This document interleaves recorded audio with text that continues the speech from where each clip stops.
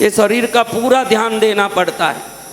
कई औरतें, मैं पूछता हूँ, सुबह में सोचती है कि पहले नाश्ता वास्ता बना दूँ, हाँ, फिर बच्चों को स्कूल भेज दूँ, बाद में आराम से नहाऊंगी, आराम से मैं स्नान वान करूंगी। पहले सुबह उठते ही नाश्ता बनाती है, तैयारी करती है, बच्चों को स्कूल भेज देती है, पति भी ऑफिस चले जाता है, नौकरी में चले जाता है, बाद में नहाने बैठती है कि नहीं?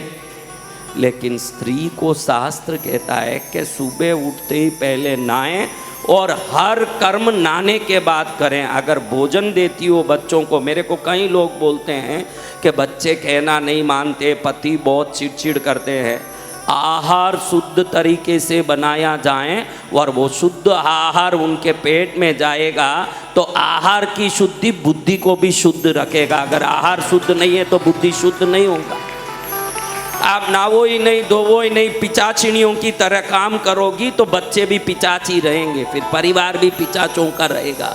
पहले शरीर की शुद्धि, क्योंकि ये दिखने वाली शुद्धि है, बाह्य शुद्धि आप कर सकते हो, अभ्यंतर शुद्धि तो अभ्यास से आएगा। अंतर की शुद्धि तो बड़े अभ्यास करने के बाद संभव है, लेकिन बाहर तो एक साबुन डाला या बेसन से मला तुरंत शुद्ध हो जाता है। जो बाहर की शुद्धि की व्यवस्था ढंग से नहीं कर पाते तो अंतर की शुद्धि कब होना महाराज?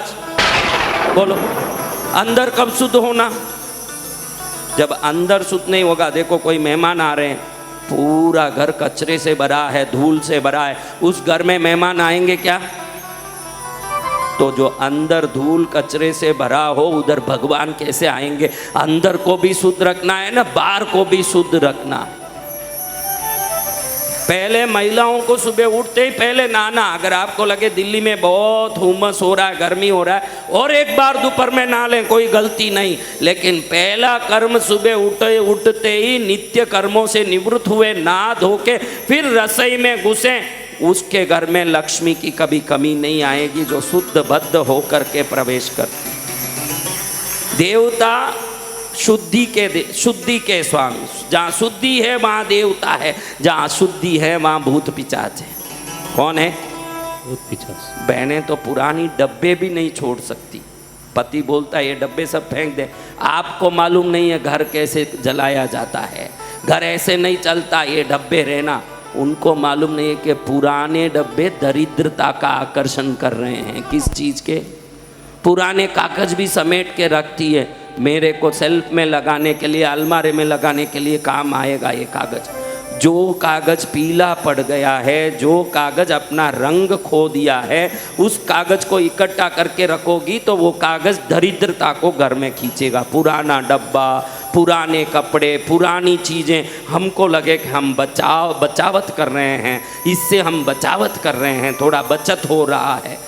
बचत नहीं हो रहा है, घर में गरीबी का प्रवेश हो रहा है। घर अच्छे चीज़ों से हो, भले चीज़ 4 ही क्यों ना हो, 400 होने की ज़रूरत नहीं है, लेकिन श्रेष्ठ चीज़ों से जिसका घर सजा है उधर लक्ष्मी का निवास होगा, गंदे चीज़ों से नहीं।